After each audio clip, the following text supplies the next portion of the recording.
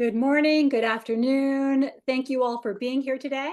And as we get started, we welcome you all to start practicing using the chat function and introduce yourselves and maybe share what you're interested in learning from us today, or maybe what brought you to today's training session. Again, thank you for joining us on raising awareness and understanding of female genital mutilation and cutting in the US. And we're going to use the acronym FGMC to facilitate saying that over and over again. Today, what we're going to do is we're going to provide a general overview of FGMC. We're going to look at definitions used to describe the practice, different justifications for the practice, the health impacts, in addition to its global and domestic awareness and prevalence.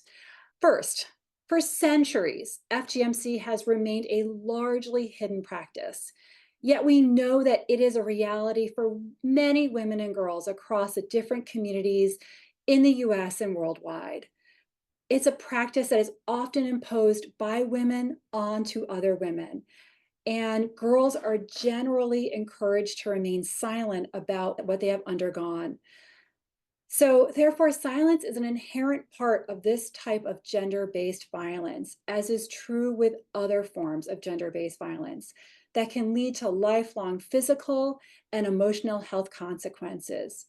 And that's why we believe that at the core of providing better prevention, protection, health and social support services for women and girls is stronger data, enhanced research, and community led and informed engagement. Now, all of us here, we also want you to know that we take an inclusive approach to FGMC and acknowledge that not everyone who has undergone this may identify as female. However, in our presentations, you're going to see gender terminology that is going to assist with providing some of those descriptions.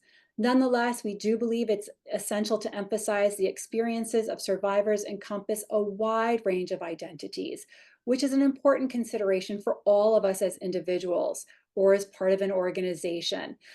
To be mindful and inclusive in your approach with individuals who are directly and indirectly impacted by FGMC.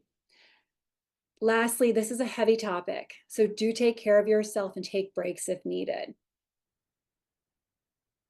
And I do want to acknowledge that we are incredibly thankful to have the support of the Office of Violence Against Women. And so the things that we talk about today are based on our experiences.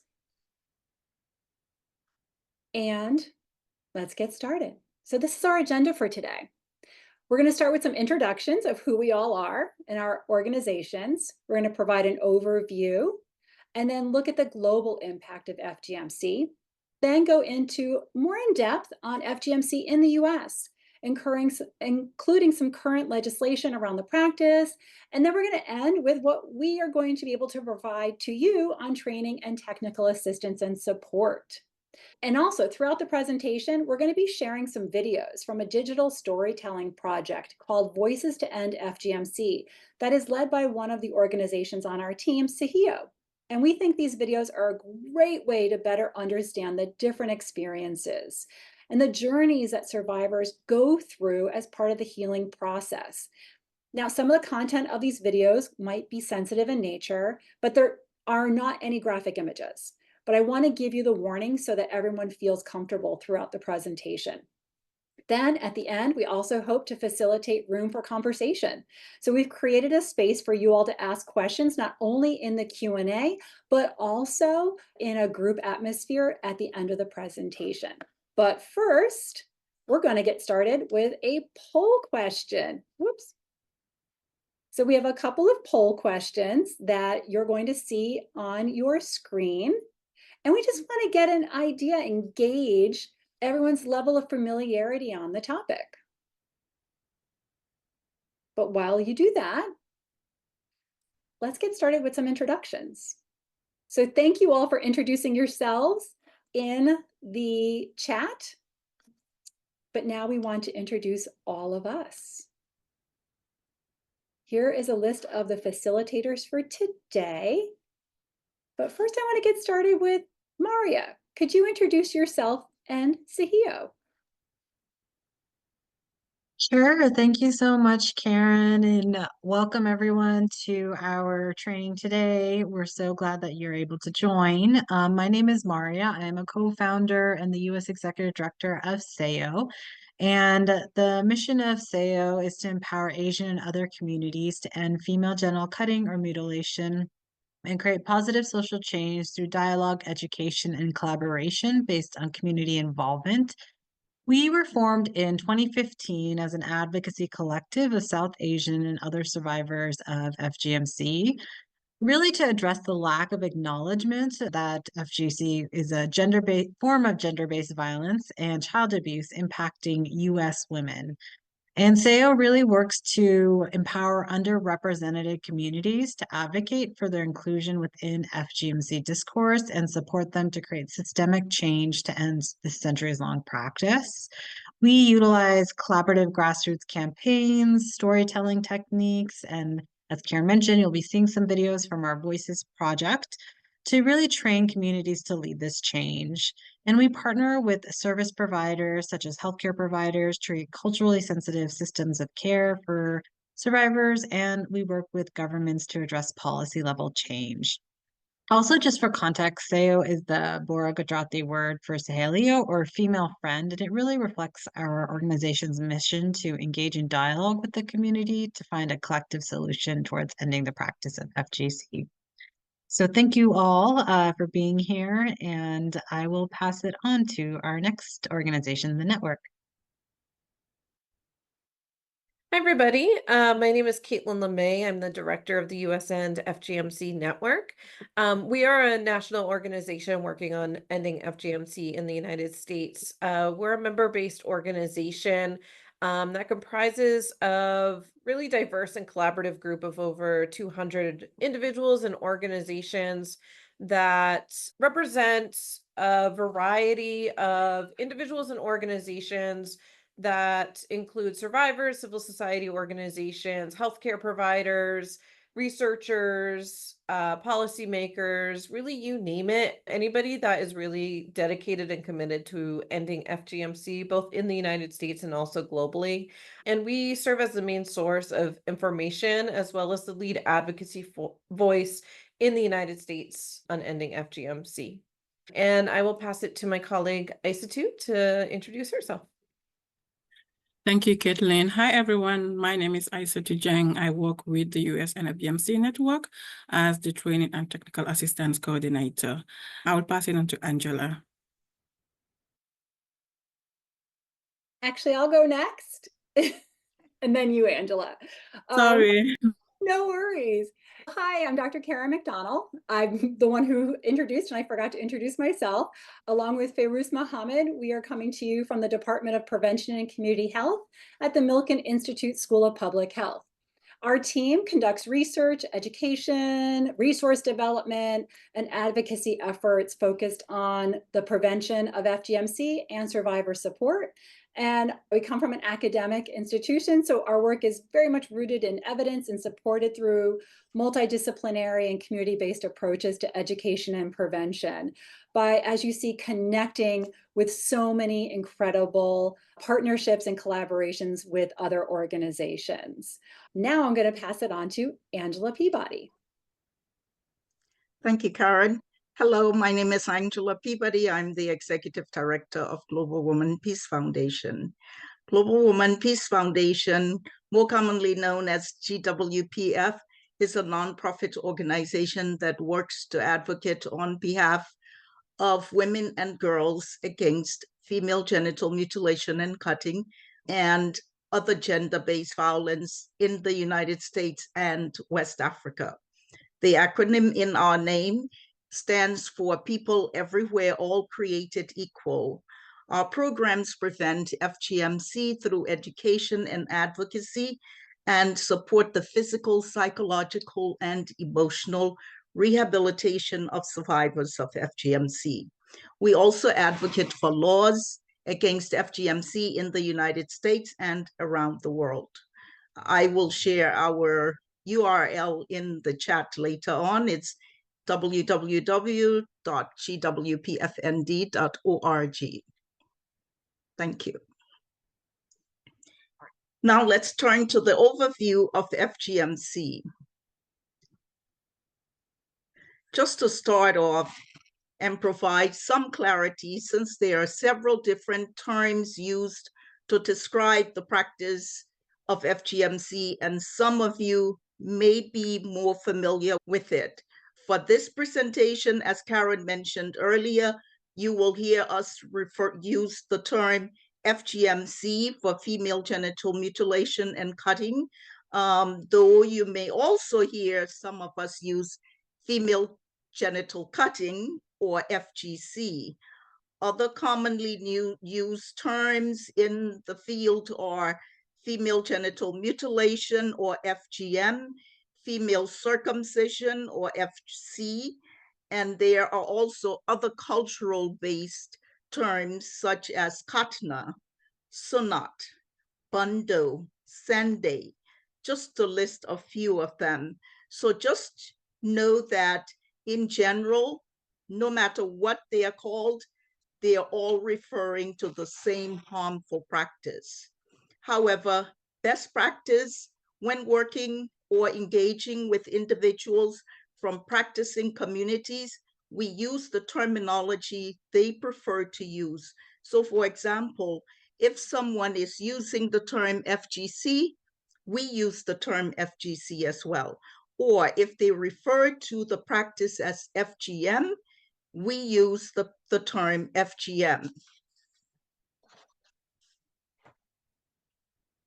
Before we dive further into the content, let's start with a question to better understand what experiences you have with this issue. You're welcome to respond in the chat or to use the thumbs up feature, but the question is, have you come across FGMC in your personal or professional world? Please refrain from sharing any identifying information that will reveal someone. We just want to gain a sense of everyone's familiarity around the topic and the impact it has on your community.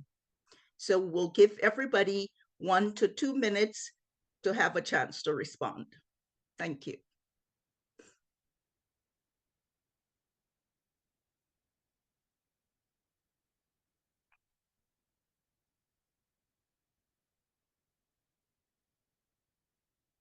Okay, so thanks for answering that question. To ensure we all are on the same page with our understanding of what FGMC is, I'm going to share the World Health Organization's definition. FGMC refers to the partial or total removal of the female assigned external genitalia or other injury to the female assigned genital organs for non-medical reasons, no medical reasons at all. That's the WHO definition of FGMC. And the fact that WHO has a definition for FGMC highlights some of the international recognition around this topic, particularly as a human rights violation and an extreme form of violence against women and girls. Noting that this is a practice that generally occurs on minor girls anywhere from birth to puberty. And in some circumstances, it occurs to adult women as well.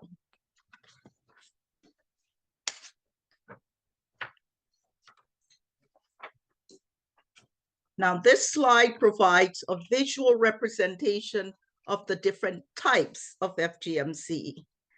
WHO also outlines 4 major categories of FGMC.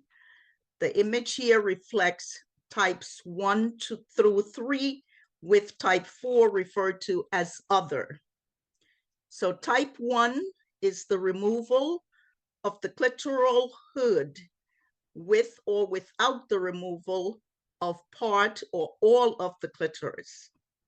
Type 2 is the partial or total removal of the clitoris and the labia minora with or without the removal of part or all of the labia majora. Type 3, also referred to as infibulation, is the narrowing of the vaginal orifice, usually by creating a seal. This often involves cutting and repositioning the labia minora, the labia majora, and sometimes even the clitoris as well. So as you can tell, the categories range from the least severe, which is type 1, to the most severe, which is type 3. And again, type 4 is the other category, which includes pricking, piercing, cauterizing, scraping, etc. But FGMC is not a standardized practice. Therefore, these are just broad categories for types of FGMC that have been documented, and the severity and trauma related to undergoing this practice varies greatly between person to person and individual experience. Thank you. And with that being said, what we're going to look at some of the physical health impacts. And again, remember that FGMC does not have any physical health benefits.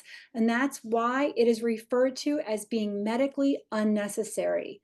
The physical impacts of female genital cutting can be short-term or long-term and can really vary from person to person. So while some folks may experience none of these effects, while others might experience multiple effects. I'd also like to preface that this is not an exhaustive list that you see here. There are many other potential consequences. So some of the short-term complications that we might see, especially among the young girls after they've been cut, include hemorrhage, difficulty urinating and menstruating. And of course, there's cutting, so there's infection. And these are just to name a few. Some chronic and long-term issues can include cyst formation, frequent UTIs, sexual dysfunction, infertility, complications in childbirth, such as the inability to deliver vaginally, resulting in more invasive procedures, such as a cesarean section or needing to be recut in a procedure known as deinfibulation. So despite the potential consequences that we just mentioned, it would not be unusual for women to feel that their experience with FGMC was not physically harmful to them. And part of that is due to the fact that FGMC is performed between birth and puberty. So oftentimes, especially those women who have experienced it very early on in their lives, they actually might be unaware of the connection between their health issues and FGMC.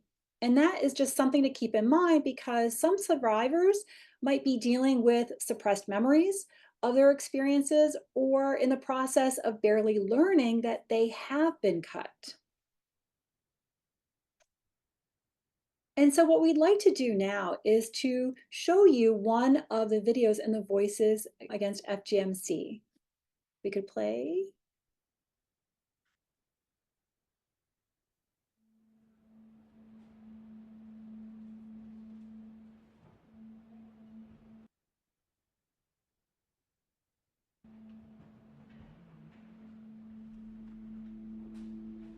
I was 18, and I was having my first pap smear. A pap smear is never really something to look forward to, but this was stepping over my boundaries and resurfacing everything I had worked so hard to forget. Hesitant at first, I eased into the vulnerable state, uncomfortable for anyone to be in. Trusting the stranger to examine my deepest, most private parts, reminders of my painful childhood. As she felt around the outside of my vagina, she said, "What is this?" At first, she naively stroked my lesion, but then her touch became invasive. It did not feel like medicine anymore. Her touch paired with the curious tone of her voice that expressed both concern and ignorance.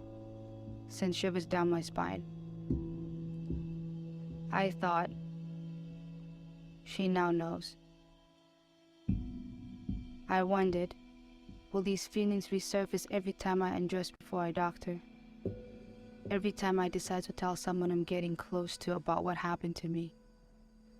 Every time I share my body with a lover? I have not had a pap smear since. I should not have to face these questions. No woman should.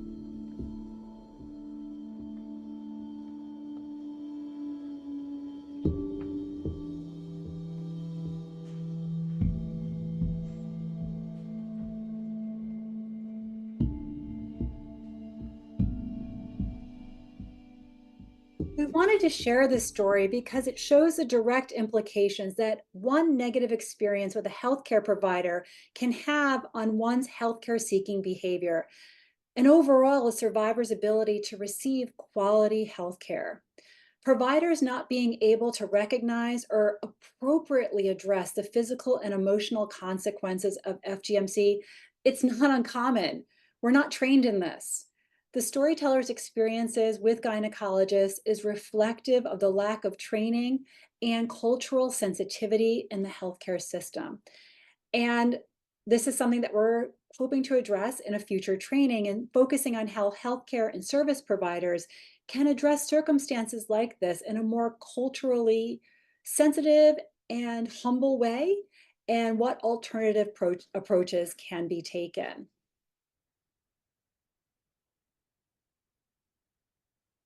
Okay. For some reason, it's not going to the next slide. Thank you. So while there are still challenges with providers overlooking the physical impacts of FGMC, little attention has been given to discuss and understand the psychological consequences. And some of these issues can include impacts on sleep, fatigue, generalized body pain, limitations on daily activities, a poor self-perception and poor well-being, and of course, altered sexual function. It's important to recognize, again, that not all survivors are going to have the same experiences. And as you see on this slide, trauma can manifest itself differently in individuals, especially considering the diverse circumstances around how they were cut. But I will say that in the field of FGMC, recognition of the long-term mental health effects has gained more attention in the past few years.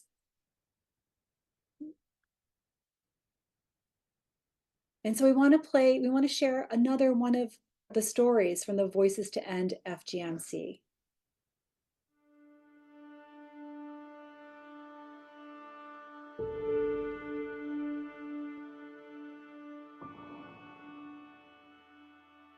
When I turned 40, I felt brave enough to seek counseling.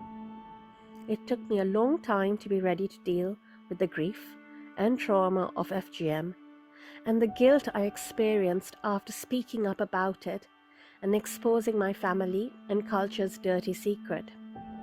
Once I began counseling, I wanted to know firsthand what was done to me and if it would explain why I was childless. Up to that point, all the medical professionals I had seen for various reasons over the years had completely ignored my FGM during examinations. This time, I got an appointment with a female FGM specialist.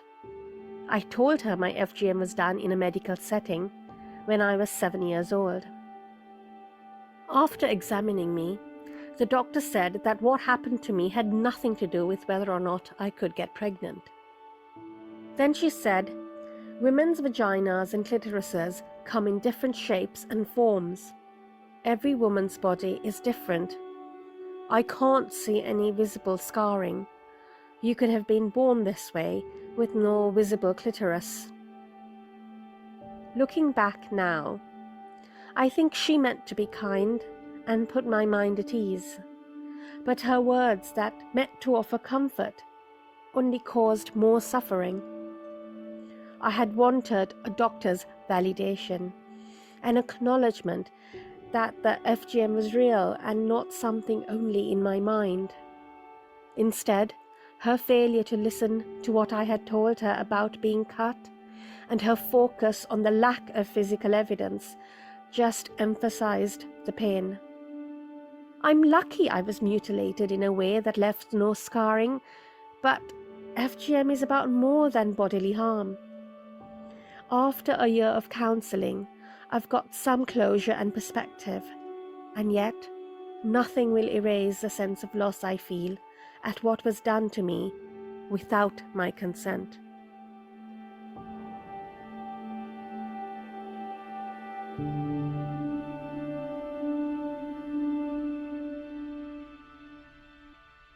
We wanted to share this story to highlight the long-term implications and psychological harms of FGMC. As you heard, this was not done with someone's consent. And actually, she was a young girl at 7 years of age. So there's a great need for trained professionals and trauma-informed practices that recognize, listen to, and support girls and women who have undergone FGMC. We hope this will be another topic we want to address in the future with some of our training.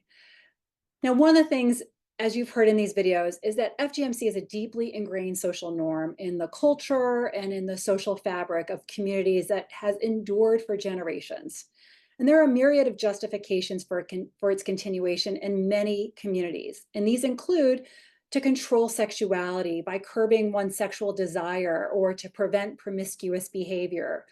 And in some cultures, it's thought to improve one's marriageability.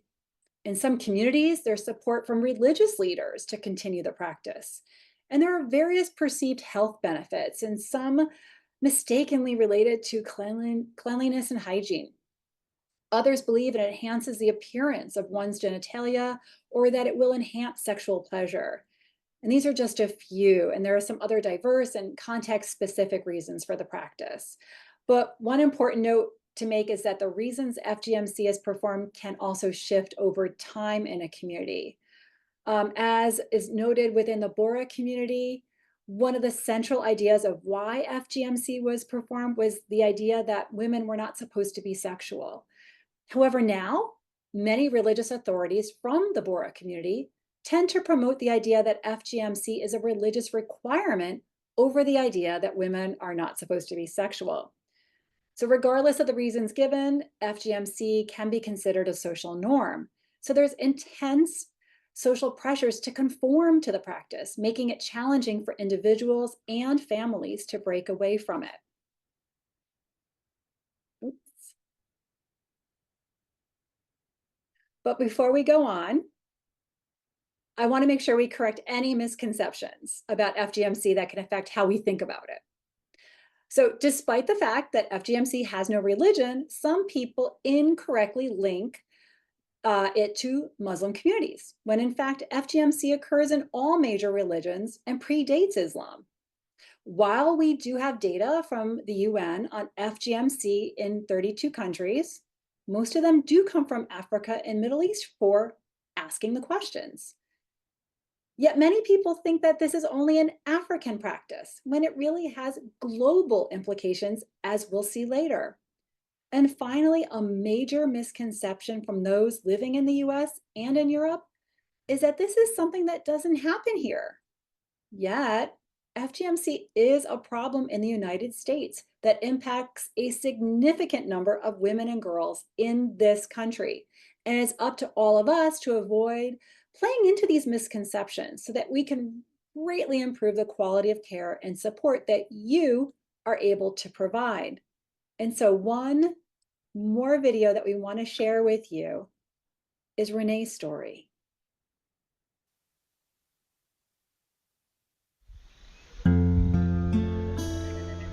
I was born in 1944 to a loving Midwestern American farm family. We were close to the earth and our animals. When I was 3, my mother became concerned that my face turned red when I touched my clitoris. She brought me to a doctor, and the doctor cut me. My mother said, "Don't ever talk about this." I was alone with my questions as a child, teenager, and young adult. I did not discuss nerve damage discomfort even with my sisters. When I gave birth to my first child, I did not talk about the complications I faced. I wanted a natural labor, but the doctor didn't know what to do. He put me under to perform an extensive episiotomy. I awoke 4 hours after my daughter was born, and it took my body months to heal. I told a couple from my church about what had happened to me as a child. They said, "Don't ever tell that story again." Later, I shared with women at work who said, "Don't repeat that or you'll ruin your career." But is this really my shame? What about other women having their babies with doctors who don't know what to do? I could not stay silent, and I started reaching out to new people. My Somali friend Filsan Ali and I produced a bilingual brochure for infibulated Somali women to give to their doctors to make safe labor and delivery plans. I went public internationally, and my close friends and family supported me. Creating art and connecting with nature has helped me heal. I've learned to spin wool and weave on a loom. I have found peace in flower gardens, weeding, deadheading, and making bouquets. Today I live where eagles soar and deer feed by a river.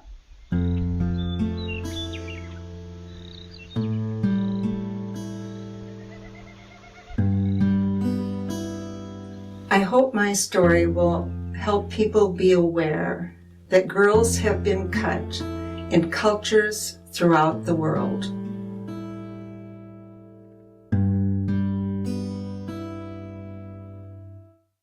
Thank you so much to Renee for sharing her story. And there's a few reasons why we show her story. The first is that Renee is always a shocker to people because of misconceptions about who FGMC occurs to. Her story highlights that how up to the 1960s and 70s, a form of FGMC called clitoridectomy was performed to treat women for hysteria, to stop masturbation, and to stop lesbianism. Her story also highlights some of the physical consequences that occur and have occurred for her during childbirth and the lack of education from her practitioners. And unfortunately, we've heard more stories from similar communities occurring in more recent times in the US as well. And another note about FGMC that is important to highlight is that in countries such as the US, there is a growing concern that FGMC is being medicalized and performed by health professionals as a way to justify it and make it appear safer. So with that, what I want to do now is to move on to Isatu to cover the next part of our presentation. Isatu? Thank you so much. Moving on to the next section, we will discuss FGMC from a global perspective. People don't normally associate female genital mutilation as being a global issue, like Karen mentioned earlier. And as we noted before, there is misconception that it is only practiced in African countries or amongst African diaspora communities. As a consequence, not nationally representative data is available for these countries to better inform or support activist effort to end FGMC. So we want to take a moment to emphasize that FGMC is global. Really, only in the last few years has the United Nations recognized FGMC as an international public health issue. In 2020, a report conducted by 3 NGOs, as shown on the map, that is Equality Now, EU FGMC Network, and the US NFGMC Network, revealed that FGMC can be found in at least 92 countries around the world. So as you can see on the map, as the colors shown on the map, FGMC, we can confidently say that FGMC happens in all continents except Antarctica. However, according to a newly released UNICEF report, the global figure is now at 230 million women and girls. And this accounts for only 32 countries. You can imagine, only 32 countries. And these are primarily in Africa and Middle East. So this updated data estimates show a 15% increase in total number of survivors compared to data released 8 years ago, which only estimated 200 million girls and women who had undergone FGMC. So obviously there is limitations in data collection, as we can see. In part, is as a result of international policies such as the Millennium Development Goals, which only required what they considered relevant countries to collect data. So there were countries before that were considered relevant, and it is only those countries who were required to collect data on FGMC. So there was a lot of advocacy from those working in the field of FGMC to have that policy change when the Sustainable Development Goals came into place. So that's a very welcoming development. So now all countries were required to report on FGMC, and that is how now that is a clear indication that FGMC is a global issue and not only mentioned before an African issue or a Middle Eastern countries issue only. So now that all countries are required to collect data, but there is still some reluctance to allow thorough data collection to avoid scrutiny from international organizations, and that's rather unfortunate. And regrettably also, for countless women and girls residing in regions not initially considered relevant in code, this meant enduring the hardships of FGMC without international recognition or support. As a survivor of FGMC, for example, if I am not being supported as a survivor or not being counted or recognized, despite the impact of FGMC, I know what that means. I know how disappointed I would have been. And so that is what most people who are not being, who are not being counted in this data feels, that you are enjoying the impact of FGMC, but you're not counted in the figures and you're not being supported as a survivor. That's really hard. Additionally, some of the tools and methods used to collect data, including the general silence and hidden nature, leads us to believe that the current estimates do not accurately portray the number of women and girls affected or at risk of FGMC. And this includes issues around FGMC being a taboo topic. We all know how uncomfortable FGMC can be for even some people to mention the word FGMC. So that is actually one of the issues that hinders, collection of data. Also, the issue around due to social norms or pressures or fear of legal consequences. Like most of us as survivors of FGMC, we do not want our parents to be prosecuted for taking us through FGMC. So that also is a contributing factor to data collection. So from here, I will pass it on to Caitlin to further discuss or take us through FGMC in the United States. Thank you. Thank you so much, Isa, too. So as we've mentioned, it's also really important to recognize that this practice does happen in the United States, both within diaspora communities, but also in certain non-migrant and immigrant communities as well. So we want to dive into that a little bit deeper. So this slide provides specific context in terms of how many girls and women are impacted here in the United States. So in 2012, the CDC estimated that over 500,000 women and girls in the United States had FGMC performed on them or were at risk of FGMC. So this is an important finding, as it indicated a threefold increase from a 1997 estimate. Unfortunately, though, this estimate does not factor in those who were born in the United States, such as second and third generation migrants who have undergone FGMC. So it actually leaves out a lot of survivor experiences and a lot of women and girls who are at risk. So we actually believe this number is a lot higher than what the current estimate is of 500,000 women and girls. And again, this is back from 2012. And so it's also very outdated at the same time. And the chart on the right are estimates of the number of women and girls potentially at risk for FGMC based on more recent 2019 data estimates. It also includes a comparison against 2013 estimates from the Population Reference Bureau. And you can see that in many of these states, there are estimated increases in girls and women who are at risk for or have undergone FGMC. So what we're seeing as far as trends is these numbers are going up. in the United States. And as I mentioned, the estimates that we have are very imperfect because a lot of them are based off of extrapolated immigration data. And so there is a desperate need for us to have better data and updated data to really understand the true scope of the problem here in the United States. But these are the numbers that we currently have. So on the next slide, for reference, here's a map showing the Population Reference Bureau data from 2013 estimates, highlighting the distribution of girls and women at risk across the states and which have the highest number. So the states highlighted in the dark orange color are identified as having more than 25,000 women and girls at risk for FGMC. Again, these are most likely an underrepresentation of the population at risk, but you can see the states that have the highest risk based on that map.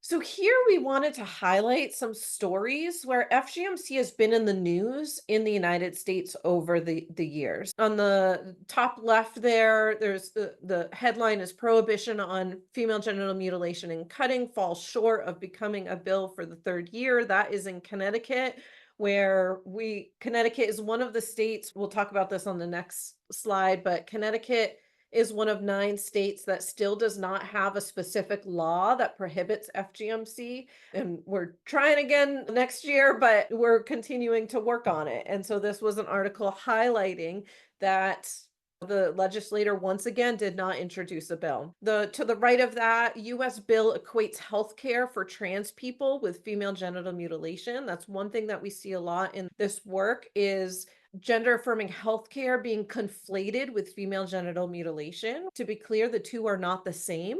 And so this is something that, at least legislatively, we're constantly trying to fight. And so this is regularly in the news, is equating these two issues. On the bottom left, upgraded charges in child torture case.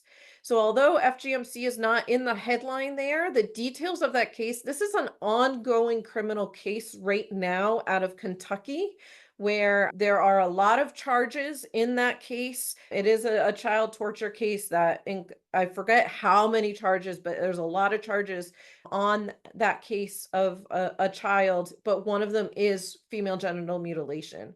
Again, that's an ongoing criminal case right now out of Kentucky that includes female genital mutilation. So just another example of how this is currently happening right here in the United States.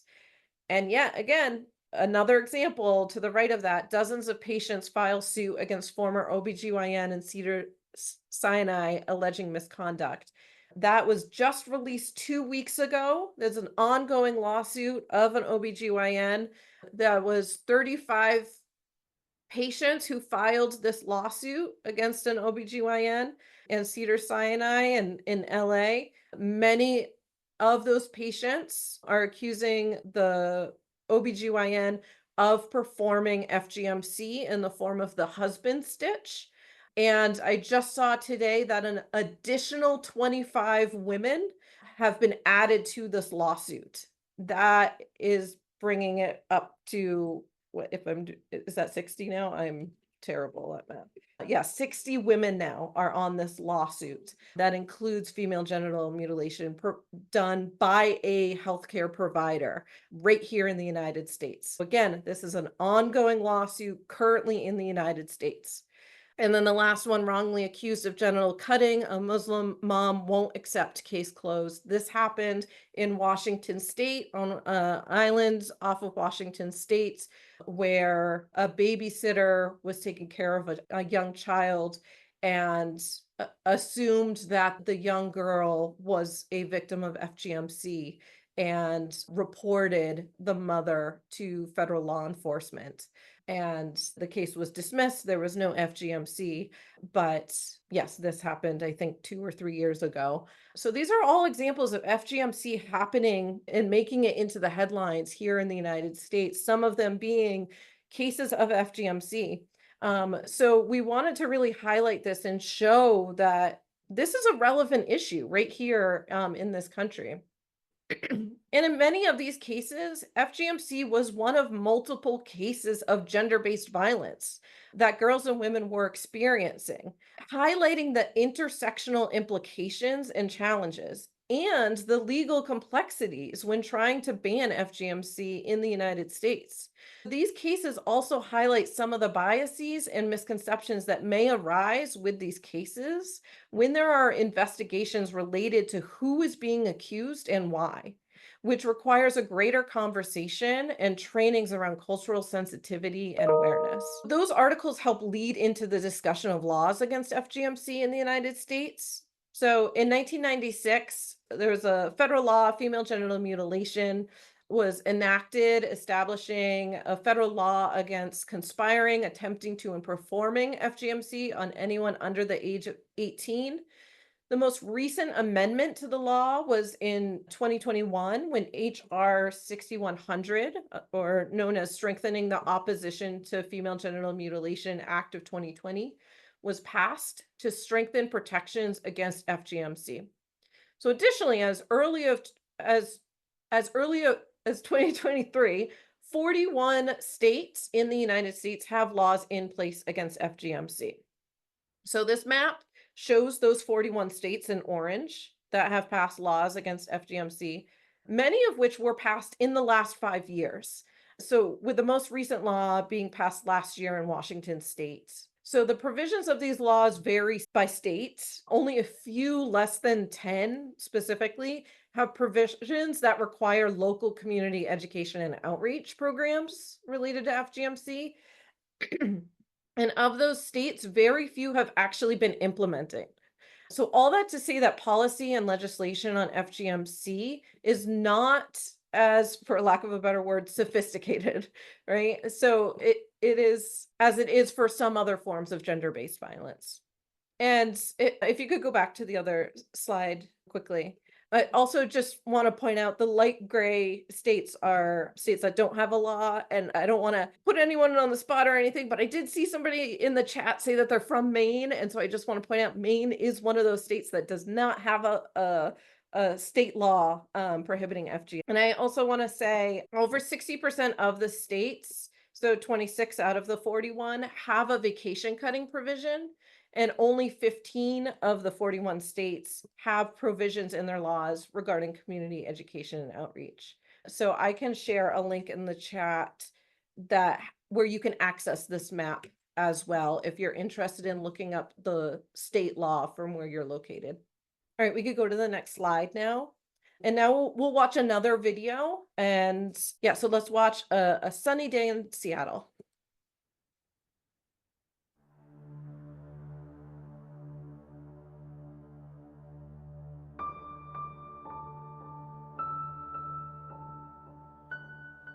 It was a lazy, sunny day in Seattle.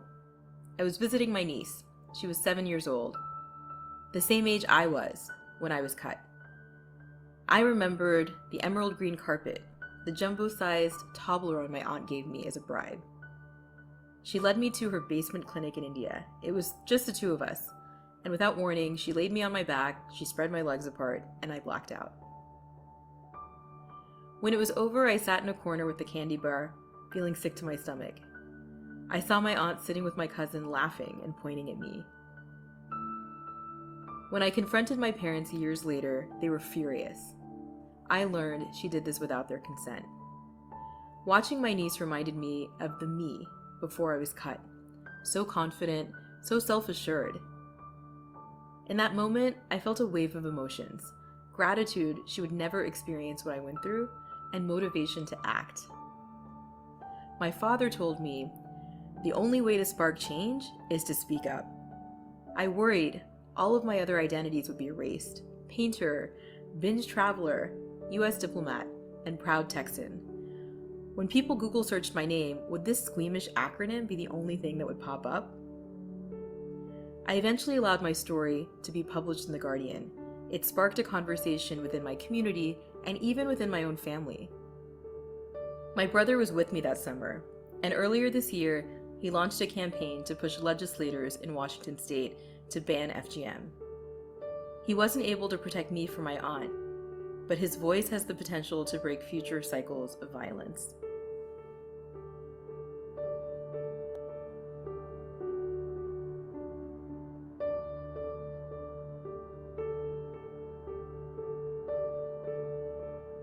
So Miriam's story really touches on the relationship dynamics within the speaker's family and community.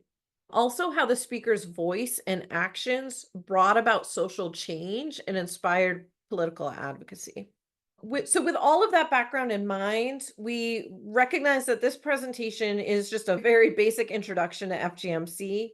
And there are many more topics that we can delve into further to help you and your organizations in supporting survivors of FGMC and those at risk for the practice.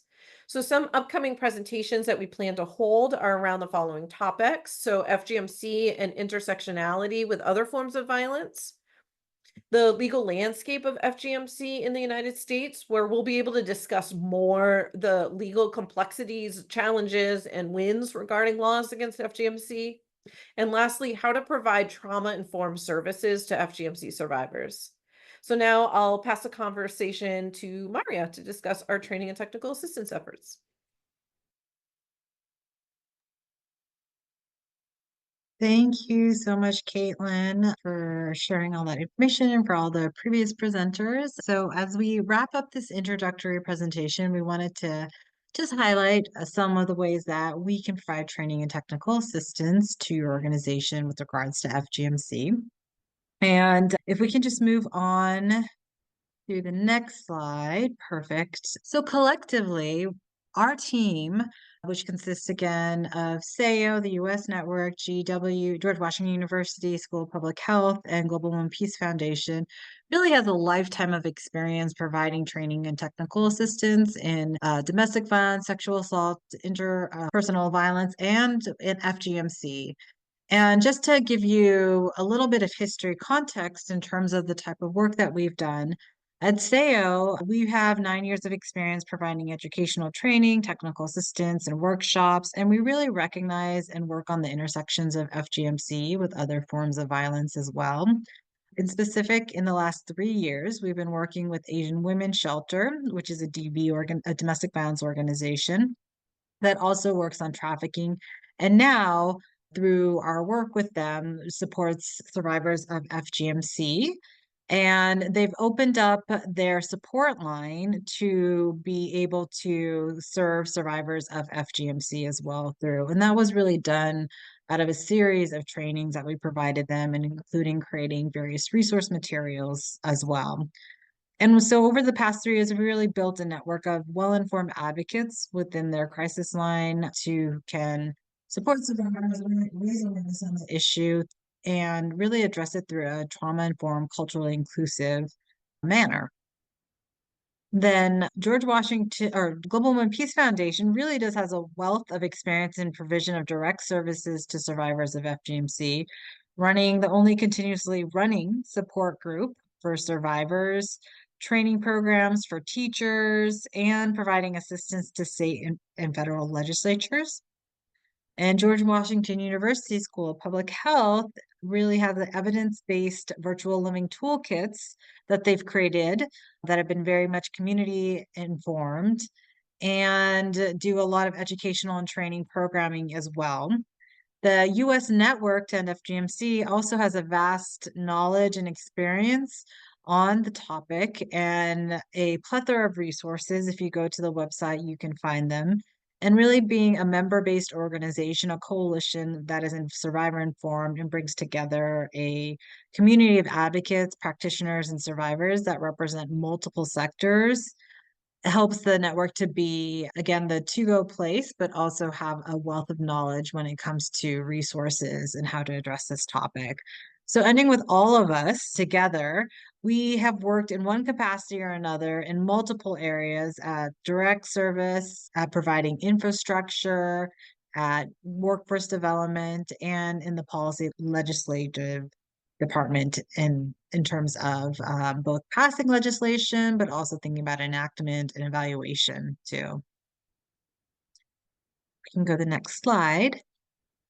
So in terms of how we can provide support, we are planning to hold and continue holding various webinars on the topic of FGMC, like the one you all are attending today.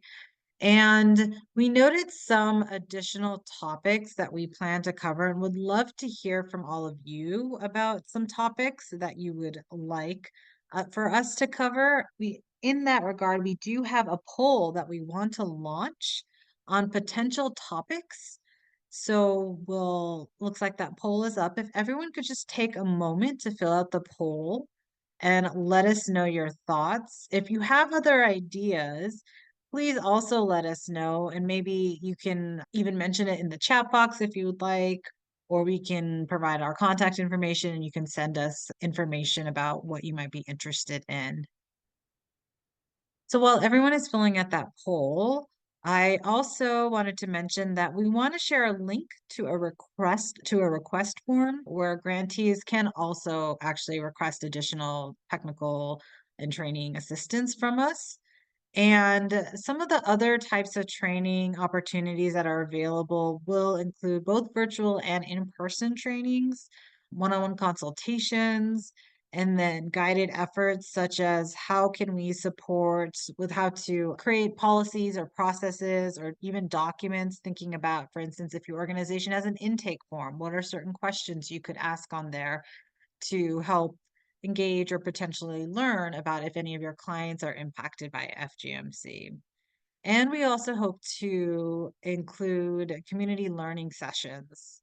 And I'll talk a little bit more about that on the next slide as you continue to fill out the poll. So along with educational webinars, we will be doing one-on-one technical assistance, and we hope to customize this technical assistance to your organization's circumstances. And this may include various additional trainings, resource development, and guidance on development or adaptation of programming to incorporate FGMC prevention survivor support, as I mentioned already. We are also hoping to host a learning collaborative, which would be a regularly scheduled opportunity for organizations to come together with each other and for the FGMC TTA providers, so all of us on the call, to discuss efforts on how to incorporate FGMC, both prevention and survivor support, into your organization's programming. Or if there is programming that's already being done, are there things that we can think through in order to make these efforts stronger? And so through the collaborative, we hope that organizations can share successful implementation strategies, challenges, and lessons learned, while also obtaining TATA support from us. And then we also plan to hold technical training and technical assistance office hours that will be open to all. And if you have any questions, you can call in and we can discuss them. And lastly, we hope to build out a virtual online living resource hub for easy access to resources related to FGMC for various professionals and various needs. And there may be other forms of TTA as we move forward, but that is what we have for now. And we are hoping to get input from all of you to help us customize some of our educational webinars, but also think about, are there other ways to provide technical assistance that could be beneficial? So that's a little bit about our TTA, and I'm going to now pass it back to Karen, I believe. Okay, that was a lot of information that we have been providing about FGMC, and it might take a while to process. And so change often begins with first creating awareness and understanding. So we thank you so much for taking part in this training. And we wanted to make so we want to open the room to see if anyone has any questions. Please feel free to use the chat or the Q&A function. And we are here to answer any questions that you might have.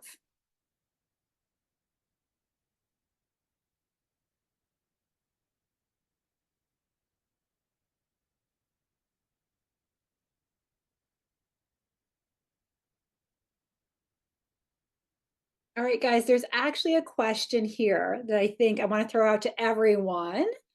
So Angela, Maria, Caitlin, what have your organizations done specifically to support other service organizations in education, training, and integrating FGM into their existing services? Yeah, I'm happy to start with that. I did talk a little bit about our project with Asian Women's Shelter, but I can give some more detail about that. So it was really a pilot project trying to look at and recognize that FGMC is a form of gender-based violence and is a form of sexual assault. And I know in some branches they also include it as a form of domestic violence. And so thinking about we have very few resources or support services for survivors in the US on FGMC. But we do have a history of organizations working to end violence, including gender-based violence. And some of the skill sets and programming that these organizations have could be utilized to also support survivors of FGMC. And so the pilot project was looking to work with Asian Women's Shelter, has been around for 36 years now, and is an organization that works on domestic violence, also trafficking, but it has a culturally specific lens. So working with many different communities and in specific with Asian and Pacific Islander communities and MENA communities. And they do operate a support line. And one of the things we thought about was how could we open it up, the support line, so that the survivors of FGMC could also reach out. And we recognize that these support line workers had been going through many trainings around domestic violence and also how to be trauma informed. And so thinking about, are there certain skill sets that are transferable, and really thinking about on a support line, there's a lot of need for validation and kind of deeply engaged in listening and thinking about those skills, thinking about referrals, thinking about all those types of information, and how could we equip advocates to feel more comfortable. And we recognized also that FGMC feels like to many advocates. So we did some surveys to get this information, like a very foreign type of gender-based violence. So almost like we have no idea how we could serve survivors of this. But once we started uplifting some of the dynamics, recognizing that FGMC is a learned behavior, recognizing that it's a cycle of abuse, thinking about how do we break that, thinking about the shame and stigma involved. And so just kind of breaking it down more and having these conversations, and then also asking them, what would you do if you had a survivor of domestic violence call for a certain situation? They really were able to start to relate and start to recognize this is how we can provide that support. And we also created various resources. So we created kind of a case scenario documents, a document around referral resources that we were aware of. Again, there is a significant need for more resources, but we created what we had.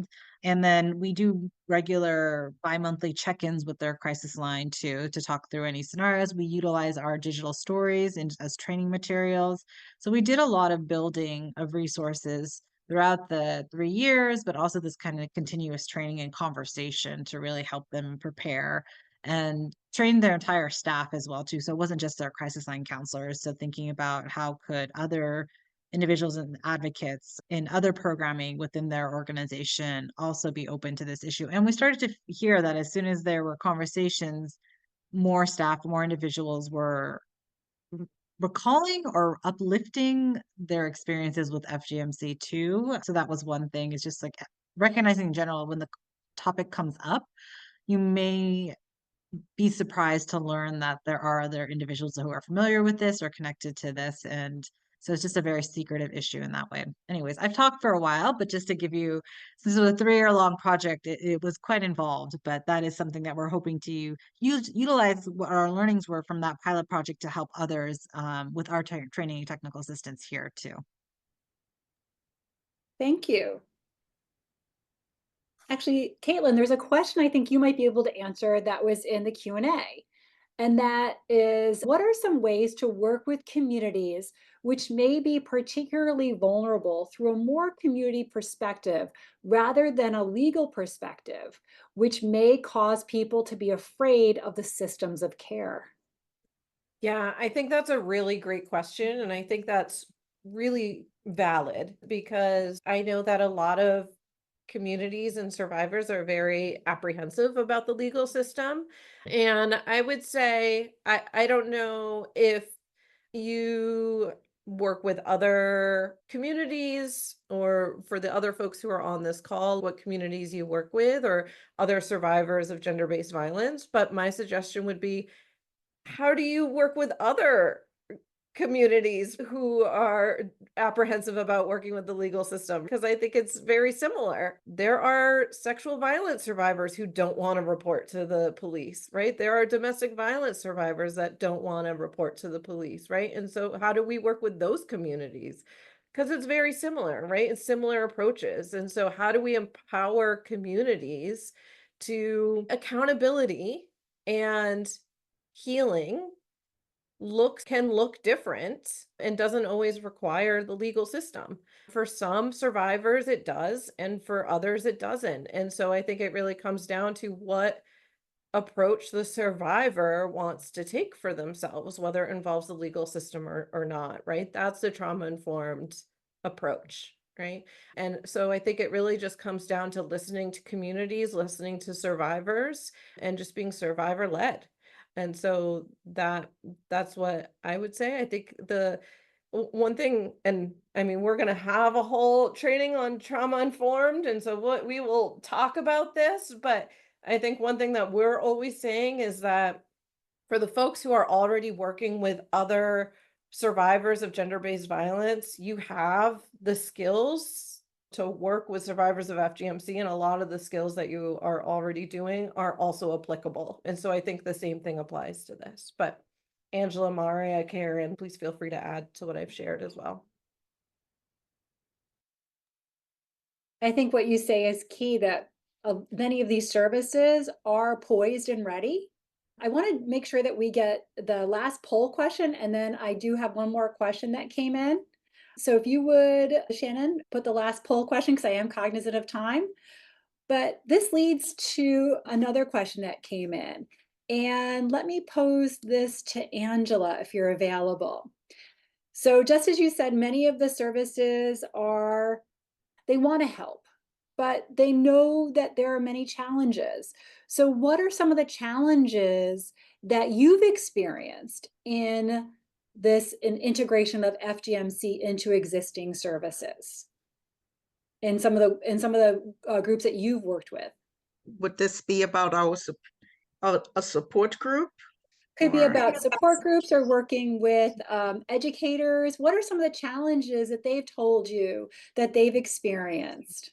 First of all, I think with educators, it's just the fact that a lot of people haven't come to the realization that it's needed, that the education is needed and it's necessary.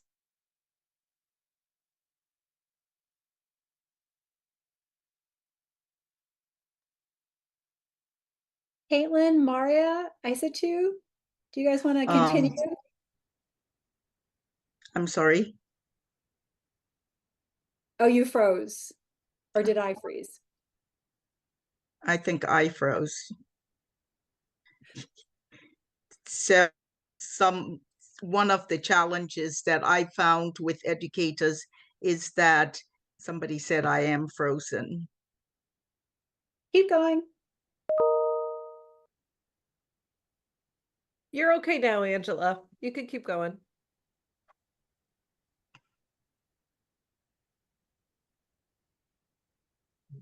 Oh, maybe she's not Caitlin or there. Maria, you've worked with a lot of community-based organizations, some service organizations. What are some of the challenges that they come to you with when you're working with them to integrate FGMC? Just so some of our service providers might be able to anticipate what are some of the challenges and barriers. I can start. I think I started talking about this with AWS, but one of the things that is very common is just this feeling of FGMC being incredibly foreign. And so it's not an issue that anyone is very familiar with. But I think it's when you break it down and kind of start to relate to it as recognizing as harm, having those conversations kind of that helps to overcome that fear. But I think that is a major one. And then connected with that, and one of the reasons why in our training we really talk to the idea that FGMC is a social norm is that some individuals tend to be uncomfortable with addressing it because of cultural connections or the idea that it's religious or it's a cultural thing. And then it comes into this larger play. How do we ensure that we're respecting culture and not trampling on traditions in that way. So that's why we talk about social norms and recognizing that all cultures and communities have social norm, but where we need to really stop and think is when that tradition or that culture or whatever is causing harm. And that's when we need to recognize that it needs to change and that it's a form of violence. And sometimes I'll mention that domestic violence and in certain communities and certain cultural contexts or even religiously at times it has been justified in the past as being okay to hit your wife, right?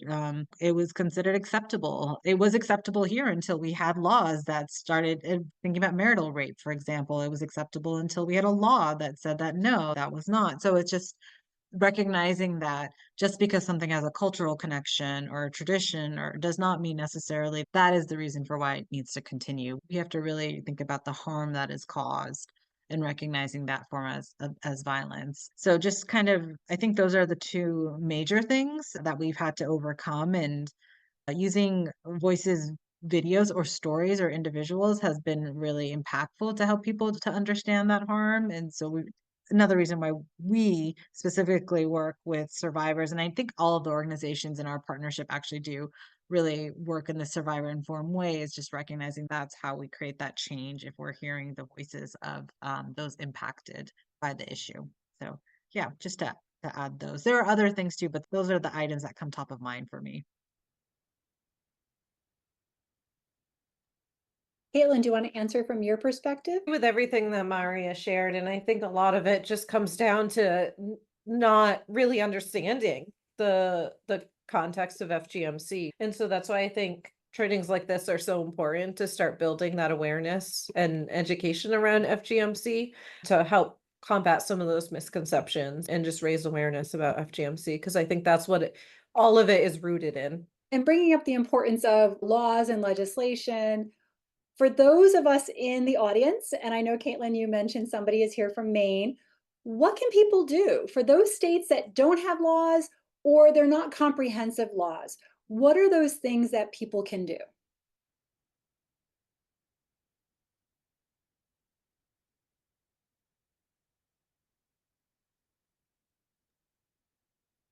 I'll go. So I think it's actually timely. We had an intern at SAO, and I think the blog was just published. So I'll look for it and send it. If not, we can maybe do a follow-up email about what can you do around advocacy on this topic.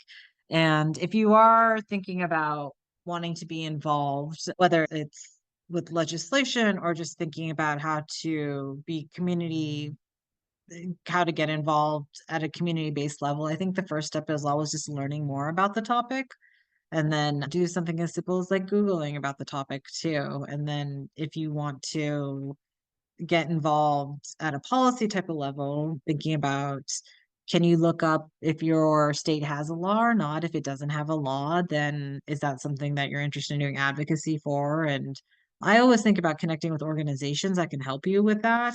We have a volunteer, for instance, and Hawaii is one of the states that doesn't have a law. And we have a volunteer applied to be who applied to be a volunteer with us, happens to be living in Hawaii and is a survivor and very gung-ho on trying to get something to happen there. So we're supporting her in her efforts around trying to take action there. So thinking about, can you find organizations that you can connect with? Can you find advocates you connect with? I think that's a huge step you can take. But yeah, I think the first step is just learning more about the issue in general. And that starts with reading an article, watching a movie, contacting an organization.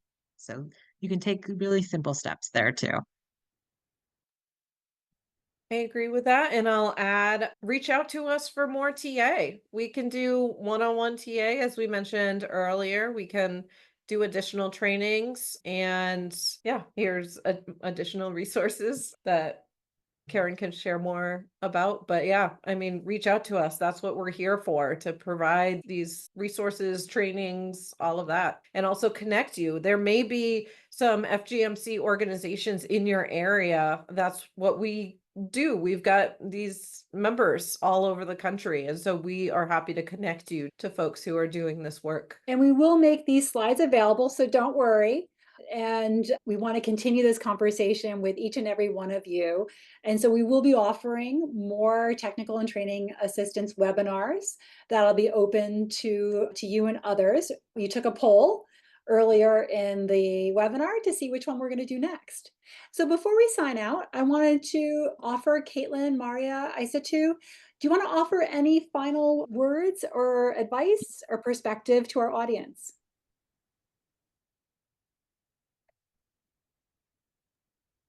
Don't hesitate to reach out. I'll just say, as you said, Karen, even if you think that your organization is not supporting survivors of FGMC, you might actually be surprised once you start bringing the topic up that there are folks impacted by it. It's a very hidden issue at many levels. So it is something that once you start having conversations, you might learn that there are more people impacted than you recognize. And that's an experience that we've had over and over again. So don't be afraid to reach out to us, and don't be afraid to start those conversations too.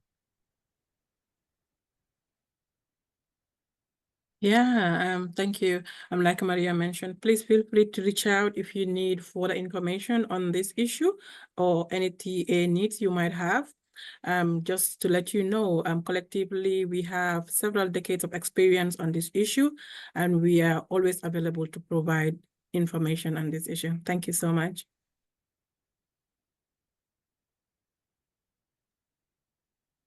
And I'll say, even if there's just like a specific resource or a specific like handout or topic, or even just a single question that you have after this, even if you're not looking for an in-depth training, just anything at all, we're happy to send it off to you.